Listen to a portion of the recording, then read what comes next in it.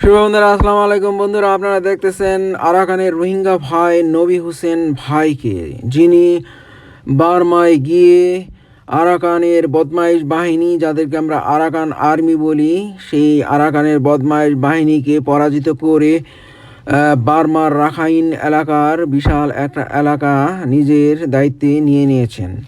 আর তিনি 9 জানুয়ারি তার সোশ্যাল মিডিয়ায় একটা পোস্ট দিয়েছেন যে বাংলাদেশের ভিতরে যত রোহিঙ্গা শরণার্থী ভাইরা আছেন, তারা যেন খুব শীঘ্রই বার্মায় গিয়ে রাখাইন এলাকায় গিয়ে নিজেদের ভূমি, নিজেদের বাড়িঘর, সম্পত্তি, নিজেদের সব কিছুই অধিকারে নিয়ে নেন।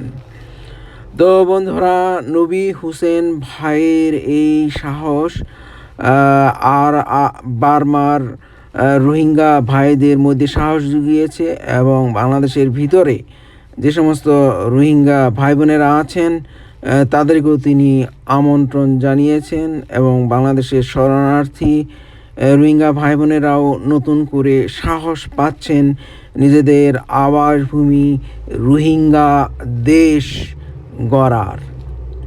তো বন্ধুরা, রোহিঙ্গা দেশটা গড়ে উঠুক, এটা আমরা বাংলাদেশিরা চাই।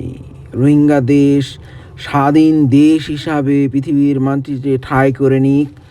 আরাকানের বদমাইশি বাহিনী দেরকে পরাজিত করে এবং বার্মার যেই আছে সামরিক বাহিনী, তাদেরকে পরাজিত করে এই রোহিঙ্গা দেশের স্বাধীনতা, সার্বভৌমত্ব অবশ্যই ধরে রাখতে হবে। আল্লাহ হাফেজ, আসসালামু আলাইকুম।